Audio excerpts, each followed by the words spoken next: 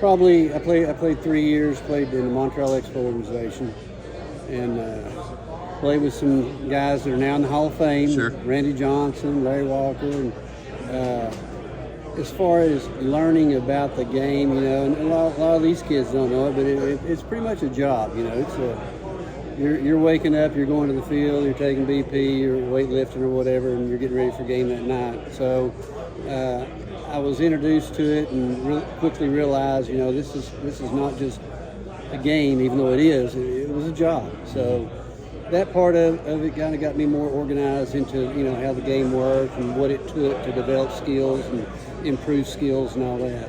How hard was it to move on from a playing career? People don't get as much attention about that, but that's got to be a hard decision to make. Well, sometimes you don't get to make the decision; they make that for you.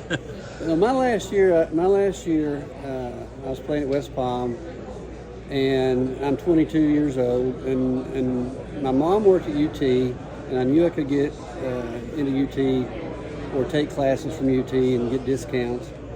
So my last year at West Palm, I said, if I don't hit 280 and hit 10 home runs, I'm done.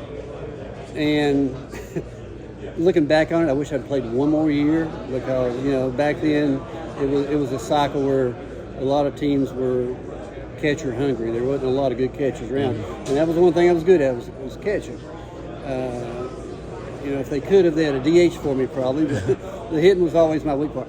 But trying to, figure out when the time is right, for me, that was the hard numbers that I put down for myself my last year.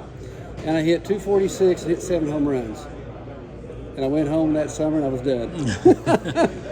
You told me a long time ago that you and Randy Johnson kind of became friends and roommates, and I think your mom kind of took a liking to her, kind of took care of him in some respects. You remember that story? Yeah, I do remember that story. Just how did that happen? Randy and I came in the same year, and Randy was kind of quiet. I was kind of quiet, and I don't really know. Me being a catcher and having to catch him, and that was not a lot of fun those first years either, by the way.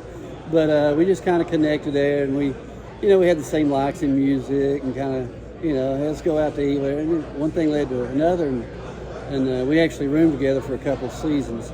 So that's kind of how that relationship got started. Walker, on the other hand, Walker and I played together for 2 years, and I don't know if this will ever get back to him, but Walker came in my second year. His first year was my second year. He's this lanky hockey guy from Canada who I'm watching play, and I'm thinking, why did they sign this guy? And he goes through his first year and hits 230 or whatever, and a couple home runs. I'm like, this guy's not very good. My second or third year, we're playing up north, can't remember the city. But Larry has hit a home run to right. He's hit a home run down the left field line, and his third at bat, he hits one straight center. 2 weeks later, they moved him up to Double-A.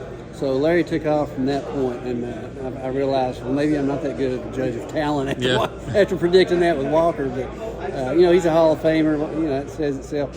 Larry was one of those guys, kind of like what you see on TV. He's liable to catch a fair ball and flip it in the stands and give a guy an extra 2 bases.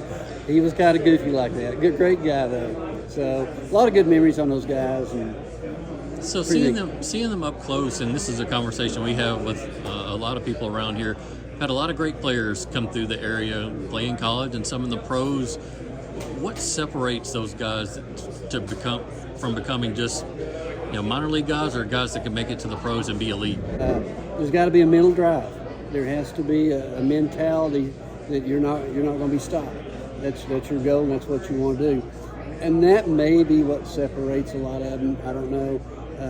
You play baseball your whole life, and one of the biggest detriments, I guess, is doubt. Because baseball is a game of failure, and if you let the doubt part get to you, it really makes it tough to advance at any level.